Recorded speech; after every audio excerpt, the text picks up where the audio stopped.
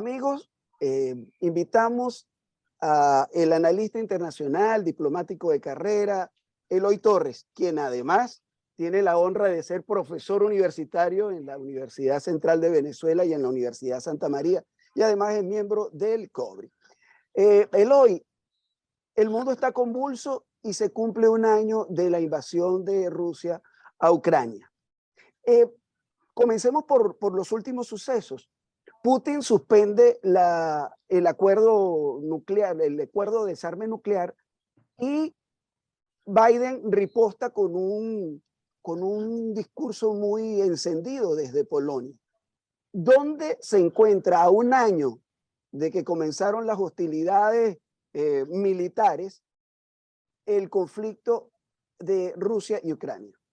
Voy a pecar de panglosiano en el sentido, pues, de ese personaje de la novela de Voltaire, el doctor el Cándido, ¿no? En el sentido que voy a ser demasiado optimista. Creo que estamos ante las puertas. No es hoy, no son horas, no son segundos, no son días, semanas, pero estamos ante la puerta de una gran negociación frente al tema ruso-ucraniano. El hecho, pues, que hay que tomar en cuenta dos elementos que a mí me llaman mucho la atención, que muestran la debilidad de Putin frente a un año de haberse cumplido esta agresión a Ucrania. En primer lugar, el significativo detalle que tú has mencionado, la visita en la cual se produjo un discurso muy encendido por parte de Biden, cosa que en las propias narices, pues, de Rusia, Biden hizo esa cosa. Por un lado, demuestra que hay una permisividad, bueno, está bien, vamos a dar las cosas, vamos a ir bajando la retórica en perspectiva, aunque la retórica en la actualidad sea así, como dices tú, muy encendida. Y otro detalle que llama mucho la atención y que hay que tomarlo en cuenta es la visita que realizará a Moscú el canciller chino. El caso es que Putin, por costumbre, por su realismo, por su misión de hombre soberbecido, como todo hombre, incluso como todo hombre político que está en el poder, tiende a reunirse con sus iguales, con sus pares, no con los funcionarios de menor rango. Máxime que los ministros de Relaciones Exteriores de China están hoy, mañana no lo están. No es un personaje como, diríamos, como lo fue Henry Kissinger, ¿no? Por el contrario, Entiendo. es un individuo, un funcionario más, pues, ¿no?, de la burocracia, pues, y fue recibido con bombos y platillos por parte de Putin en el Kremlin. Cuestión que avisora, muestra, nos enseña una gran debilidad por cuanto Rusia prácticamente se ha convertido en un vasallo de China. Luego China está estableciendo una propuesta, está haciendo una propuesta de paz en la cual los actores todavía no han dado una respuesta, digamos, acertada o cierta o contundente frente a la propuesta china. Sin embargo, una propuesta china está allí.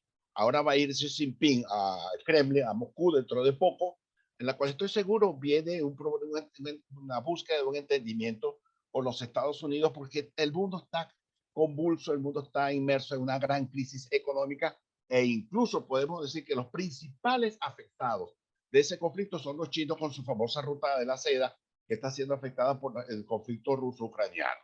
Pero, por ejemplo, Putin también dijo, no menos, de manera no menos encendida, que la derrota militar de Rusia en Ucrania es imposible.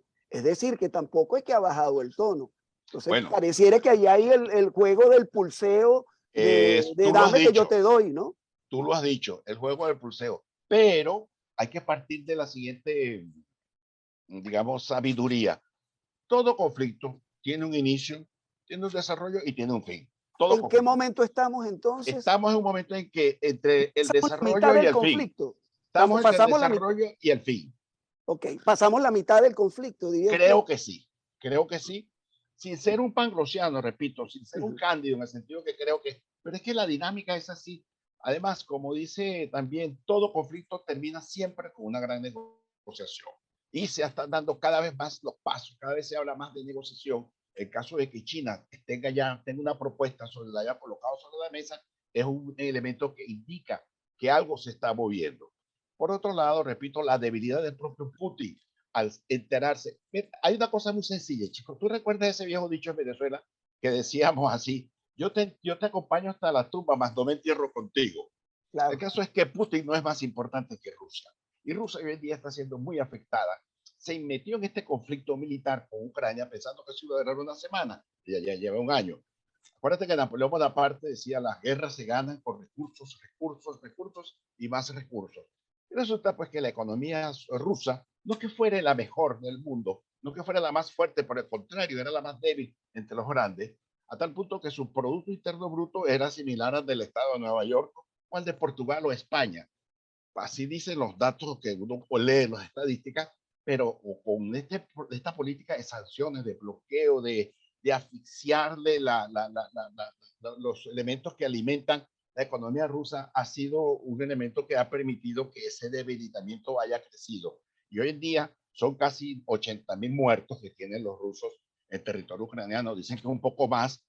Uno nunca sabe. Acuérdate que, como dicen los periodistas, la primera víctima de cualquier guerra es la verdad, ¿no? No se sabe exactamente cuántos muertos hay, pero Pero de que hay para, muertos, hay muertos. claro, pero para un ejército que en la Segunda Guerra Mundial, según lo que usted y yo aprendimos Ajá, en nuestra formación, sí, no sé, colocó 22 millones de muertos, 80.000 muertos, aunque sí. suene horrible decirlo, son nada dentro de un conflicto donde Rusia se juega su papel de hegemón dentro del planeta.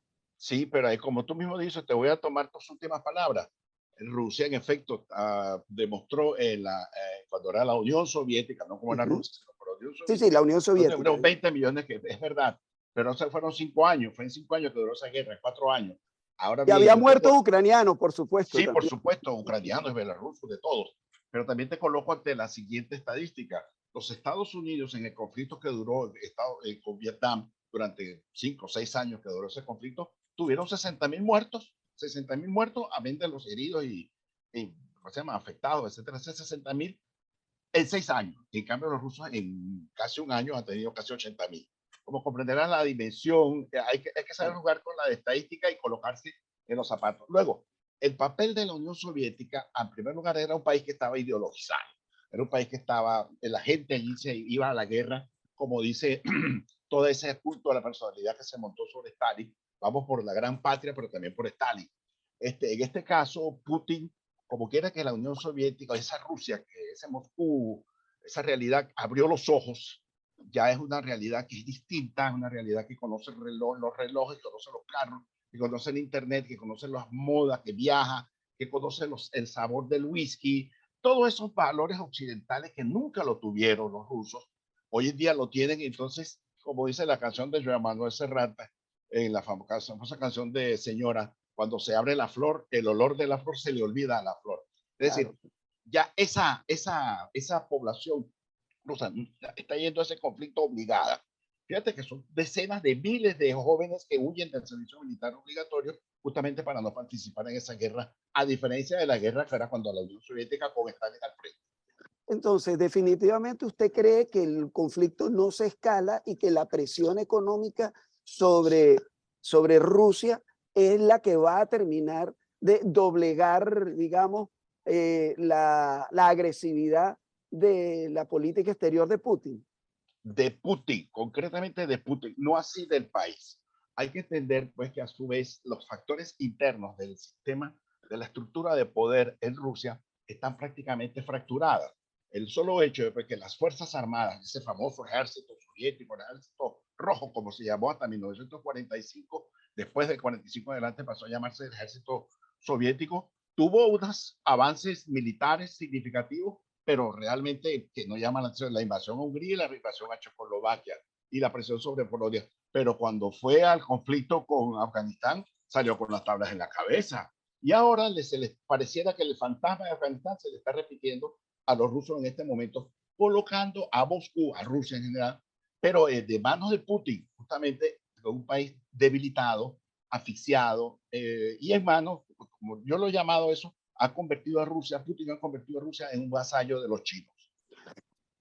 Pero usted habla de los factores internos, pero la Duma rusa apoyó por unanimidad Yeah. el desarme Eso es nuclear. verdad, eso es verdad. Todos sabemos que esas dumas, esos parlamentos, esos aplausos, eso forma parte de Del los show. esquemas mediáticos del show. Mira, yo te doy el ejemplo de Ceausescu, chico. En noviembre Ok. de 1989, todo el mundo lo aplaudía y lo reeligieron masivamente, gritos a rabiar. 10 días después lo estaban fusilando. Los mismos tipos que lo aplaudieron a rabiar.